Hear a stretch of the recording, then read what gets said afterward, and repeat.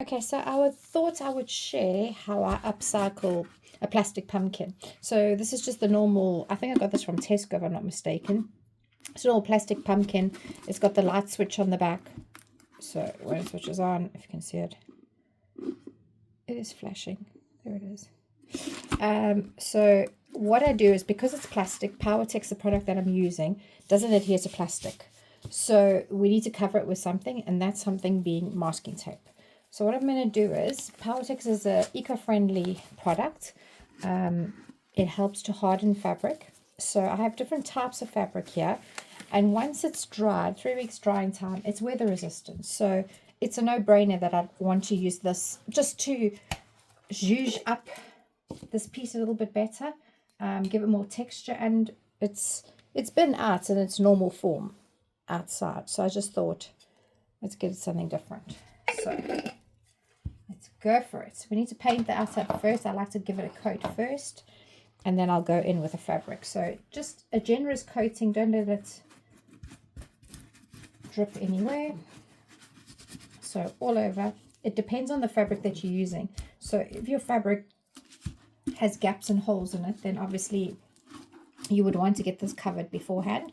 Yes, I am painting over the plastic, but the only reason why I'm doing that is because I'm coming in with the fabric after the fact. I'm not painting the base, so I'm just getting it all in, because there's a plastic base and you can put plastic outside. I'm not even bothering to paint the base. If you want to make it heavier, then I would put it on a stand. So usually I use a wooden log or something like that. I'm going to turn you this way. Try not to paint the mechanics, obviously, because we still want them to work, or I do. So I'm just going to paint around it. And I'll pretty it up with a bit of the fabric, so I'll disguise this part. But I will not close off the actual mechanisms at the back, because you can change the battery on this. So I'd rather just keep it exposed. So just keep going all the way around.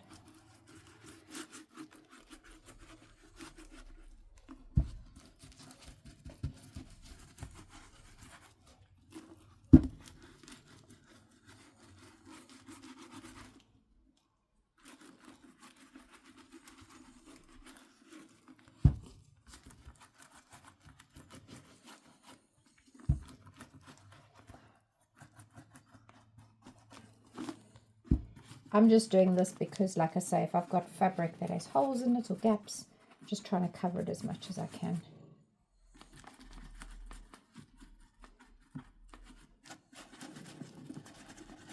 So Powertex doesn't adhere to plastic, so I'm just painting over it with the hope that some of it will just stay in place, but it's okay if it rubs off. I'm all right with that, just so that you know.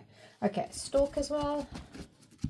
So all that I did was I built the stalk up with a bit of foil and masking tape. I didn't show you that part, but it's just foil and masking tape underneath. As long as the foil is covered with the masking tape, the fabric will adhere to it.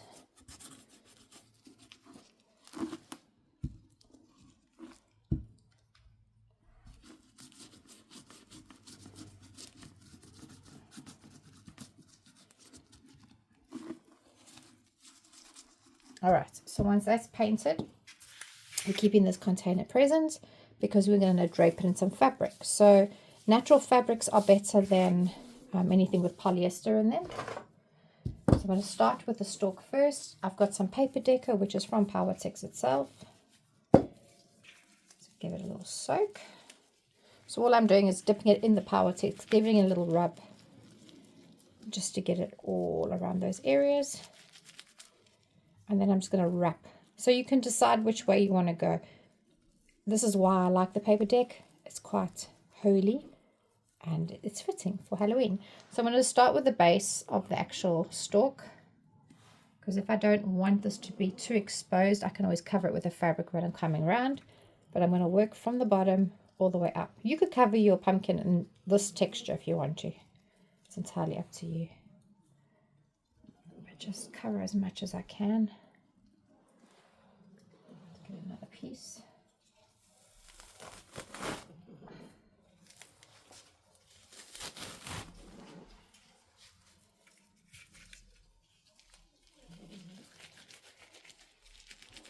So don't oversaturate. You don't want it dripping everywhere.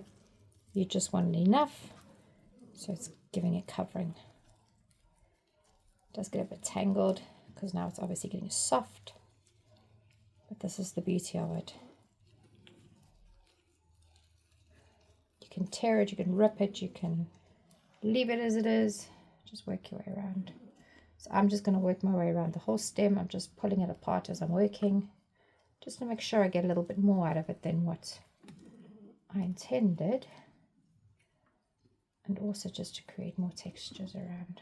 You can always top it up afterwards with some Power Tex if you feel there are gaps.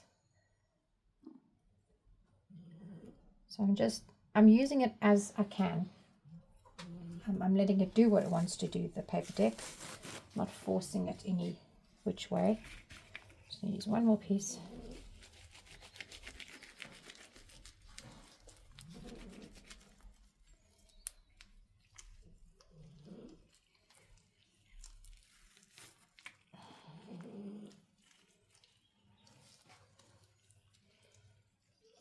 So this one I'm probably going to use right here. It had a few gaps that I wasn't too happy about. And that's just my own preference. You don't have to. Just make sure all the white bits are obviously covered with Power Tex. Okay. So just wrapping that, moving that up a bit. I'm going to keep wrapping this side a little bit.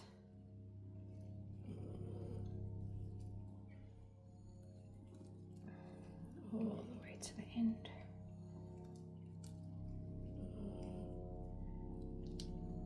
Like so. Alright, so everything is there on. I'm going to work with the fabric now. So that was just the stalk or the stem. I don't work with huge pieces because number one, I want to see how it behaves, and number two, I want to have more control of it. So don't oversaturate again. This is very, very thin muslin cloth. So I don't want to oversat because I don't want it falling off. I would personally work from the bottom and work my way up because it starts getting a little bit messy now. So you can lie down if you want to, or you can just leave it as is.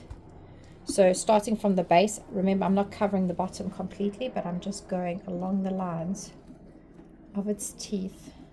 So this is why I want it lying down a little bit, so I can just have a bit more control just with all of these bits and bobs. So one thing I don't do is I don't flatten it all, but I'm making sure it's grabbing on. So it might grab onto the table as we're working. So I just want to get the base done first, and then I'll turn them up the right way. So just make sure that base part, and like I say, you can always put it onto something, a piece of wood or something. I don't have anything spare at hand. But you can always stick it on after the fact as well. So just stick around it for now. Okay. And like I say, I'm pushing down on certain areas just to make sure it sticks so that when I let go, it's not going to fall off.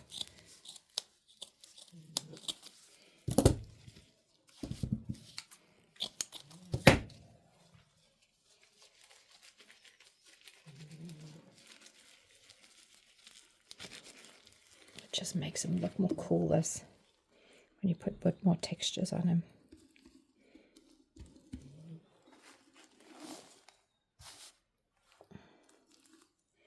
So like I said, I'm just making sure he's not touching the base too much, because I know he will stick to the actual tablecloth, and it's going to stick anyway because the Power Tex is on there. All right, so I started there and start working my way up. So now you just have to cover everywhere. This becomes a bit tricky by the face, obviously, because it's smaller pieces. So just gently start forming. So I'm going to start here by the mouth, maybe work my way this way.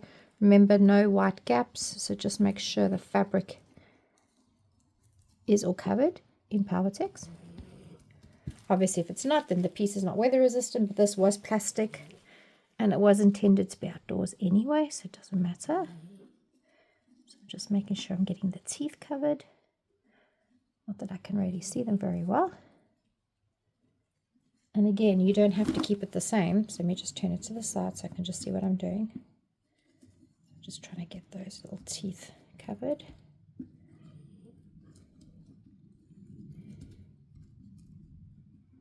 And yes, we are going to dry brush some colouring afterwards. Just want to get it all covered.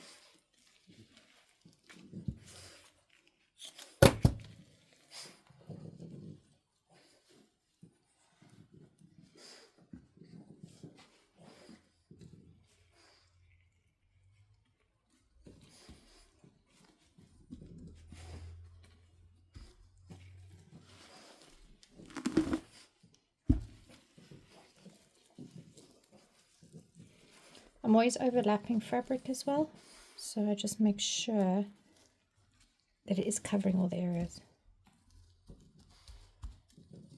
Almost there.